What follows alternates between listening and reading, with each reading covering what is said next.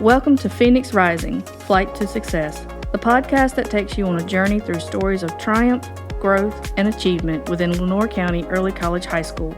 Join us as we explore the soaring spirit of our Phoenix community, where students, educators, and alumni spread their wings and share how they are reaching new heights. So I'd like to welcome you today to today's episode of Phoenix Rising, Flight to Success. Today we have with us Miss Frances Herring, the Associate Superintendent, and also Mr. Nicholas Harvey II, the Assistant Superintendent. So thank you guys for joining with us today. I think it's kind of this is our third episode, and cool. So we're really excited about this. So Ms. Herring, tell us a little bit about your time with Lenoir County and maybe just a little bit about you. Sure. So we're happy to be here. Thank you for inviting me. I have spent my entire educational career with Lenoir County Public Schools. So I'm going into my, I think, 21st year with LCPS. I graduated from Lenoir County Public Schools. What school? So I graduated from Kinston High School. Okay. So go Vikes, but I love them all. That's right. I love them all. But you're partial. But we're not going to say, okay, we're not partial. We're not partial. We're not partial. But I did graduate from Kinston High School, so don't hold it against me, other schools. We moved here when I was in middle school, so I went to Rochelle and Kinston High. And after that, Lenoir County Public Schools propelled me to Chapel Hill. So I graduated from Carolina with a degree in English, and I wanted to go to law school. Okay. And I was afraid if I didn't go right after college, I probably wouldn't go. And I was in the College of Education to be a secondary English teacher at Carolina. So I decided just to get a degree in English, and I went straight to law school. And so you got your JD, right? I do. I have my JD. A lot of people don't know that, but that's really cool. All right. Yeah. So I did insurance defense litigation in Alabama, and we moved back to North Carolina, and there was an opening to teach English at Kinston High School, and I thought, this is my chance. So I took it. And I haven't left education since, and it's the best decision I ever made. I just love it. Now, how did you get to the superintendent role? Where did you get over to the central office role? So after teaching about 5 years, I realized that I really wanted to transition into leadership, and so I went and got my MSA. As a matter of fact, Mr. Harvey and I were in the same cohort. Okay. We got it at night and on weekends, and got promoted to an assistant principal position at Kinston High School. So I went from the classroom to the AP role and was there for several years, and then was promoted to principal at Contentney Savannah, and I was there for several years. And then Dr. Mazingo moved me to Central Services to do curriculum and instruction, and I've just moved myself moved right on up when Mr. Williams became superintendent. He made me associate superintendent over curriculum and instruction. And we're going to talk about that role here in just a second, because a lot of people don't know what those roles entail. Sure. Now, you also have a child that's maybe in that senior year, right? Yes. So I have a daughter that just graduated from North Lenoir, and we're moving her into NC State this weekend. Oh, fun. Yep. And I have a son who's a junior and plays football for North Lenoir. Okay. So wait a second. You are a UNC grad, but NC State. Yes. Okay. No judgment. That's just part of it. I know. My husband. Love our kids. My husband graduated from NC State, so it's a mixed marriage. We make it work. You make it work. It's like that PC and Mac person. That's right. Together, right? That's There's nothing right. wrong with that. All right, Mr. Harvey. Yes. Talk to us a little bit about your history. So Nick Harvey, also a Kinston High School grad. Okay. 1996, left Kinston and moved to Greensboro to North Carolina A&T State University, where I was an LA major. Okay. For a short time. I did my first field experience, and I tied more shoes and wiped more faces than I really like to do. Sure right, I could do right. My back was No. hurting, and I said, "Doc, you got to take me out of this." So I became a history ed major. Okay. So. And upon graduating, I started working at Hairston Middle School for a short term, and then I moved back to Kinston in 2006, where I was the healthy, safe, and drug-free schools and dropout prevention coordinator. Say that 10 times. Yeah, so, no, thank you. So I did that, and Dr. Klein was our superintendent then, and I became an instructional support administrator at Kinston High School, quasi-AP. Okay. And like Ms. Herring said, we started our MSA program shortly after that. I moved to Rochelle Middle School. I was principal there for almost 5.5 years. And then I had the opportunity to come here to the early college high school where I was the 8th principal in 6 years, I think. We had some going on. Right. So I did that for 3 years, and I was then asked to join Mr. Williams downtown as the Assistant Superintendent for Operations and Student Services. So we've done that for 7 years. It's unbelievable. We've been downtown. Kind of came together. Yeah, we did. We were APs together, and then we're back together. We had a great team then at Kinston, and we're back together now, and I think we really work well together. Yeah, I agree. And now your boy is up in he's in Chapel Hill.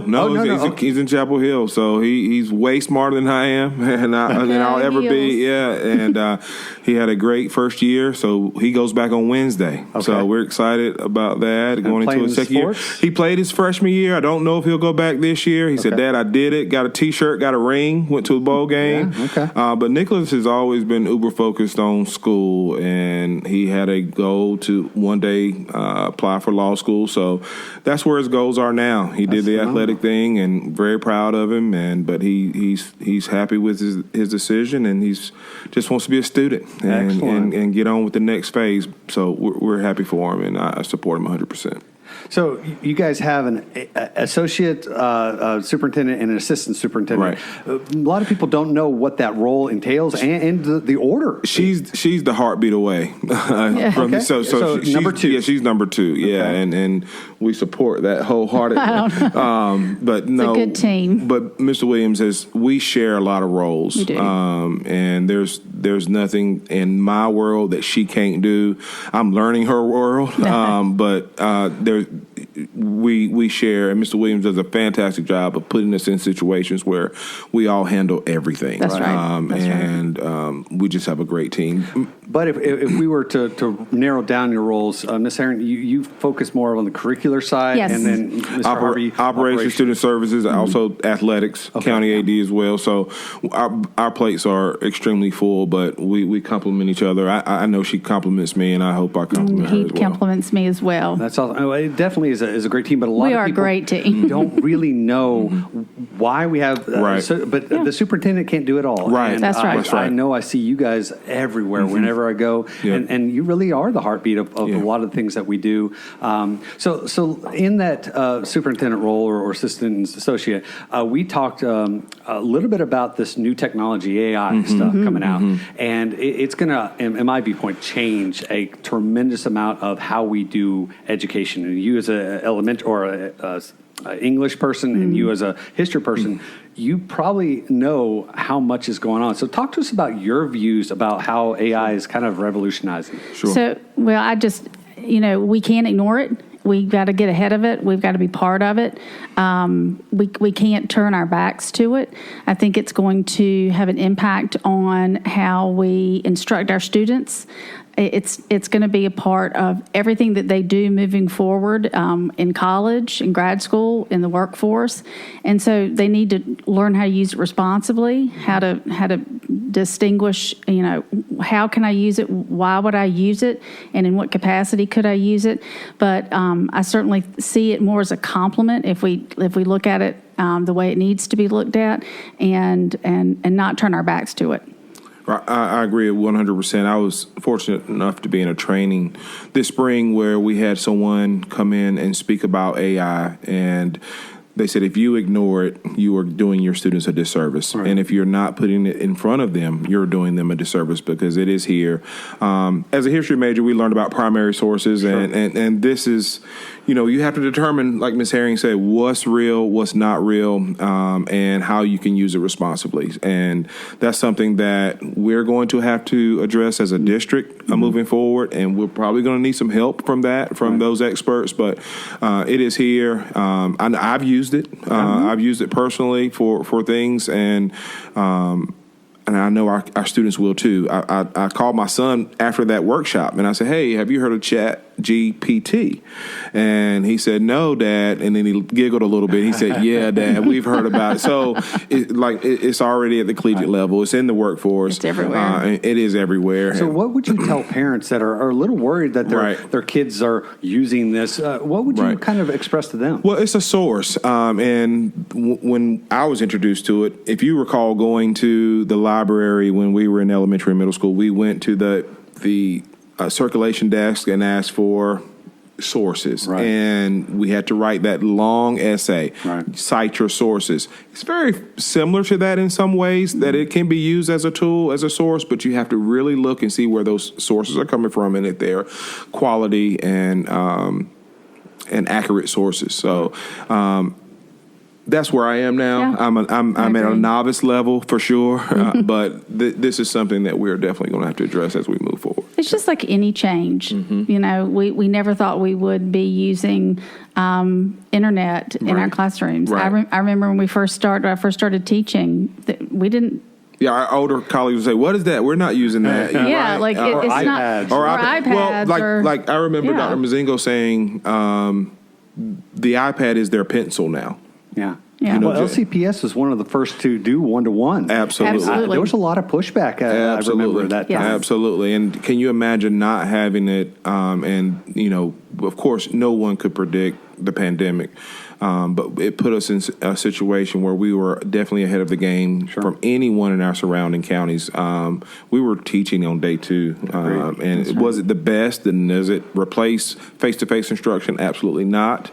But we were in a position where we could offer our students some form of instruction. So we thank Dr. Mazingo, and Mr. Williams was key in that. I mean, they visited. I think Francis went as well and visited districts, and from iPads to to Chromebooks to other devices, and they made a great decision almost 10 years ago now. Yes. And I know Mr. Charles White was one of the implementers of that because he felt very strongly about that. Absolutely.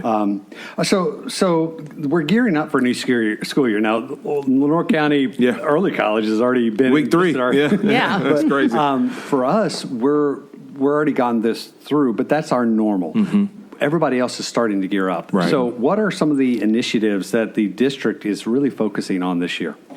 Well, I think staying focused on the integration of our technology in our instruction and making sure that it is purposeful and intentional, making sure that we are keeping up with the North Carolina Standard Course of Studies. There's been some changes. And making sure that all of our teachers have what they need to implement those standards as they've been as they have evolved, and just making sure teachers have what they need, making sure they have the resources they need, and that they feel supported and have everything they need to help their students and to help their classrooms be as productive and happy places to learn. Sure. Okay. From an operations standpoint, we are entering year 3 of ESSER relief funds. You will see. And explain what that is to the audience. So ESSER, it was funding that was provided by the federal government to help combat the effects of COVID, whether it be building, HVAC, or clean air. So all of our teachers' classrooms should have received the air boxes very early in the pandemic.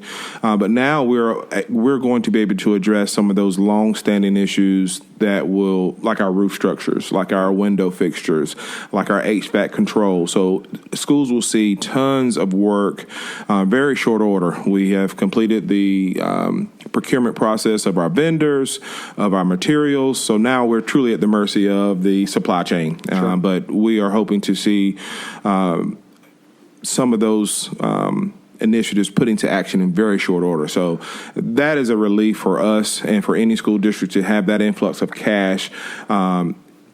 If there's a silver lining, and there are not many silver linings for the effects of COVID because it devastated so many families, but for us to be able to address some of those longstanding issues through the ESSER relief funding, and we are thankful for our representative that has fought for us for able to use these fundings in this matter, and this way, we're very excited. So you'll see those in schools almost immediately as we enter this school year. So it's kind of like many-tiered system of making sure that we're focusing on certain things that are not only academic and curricular, but also just operationally buildings. Yep. And that is really the two key areas that you focus on, both of you, and why a lot of times people are like, well, what do they do? Well, that's what they do. All summer long. And, from a student services perspective, our school nurses and our social workers have been working literally nonstop since the start of the pandemic, and our child nutrition workers and our maintenance employees. So,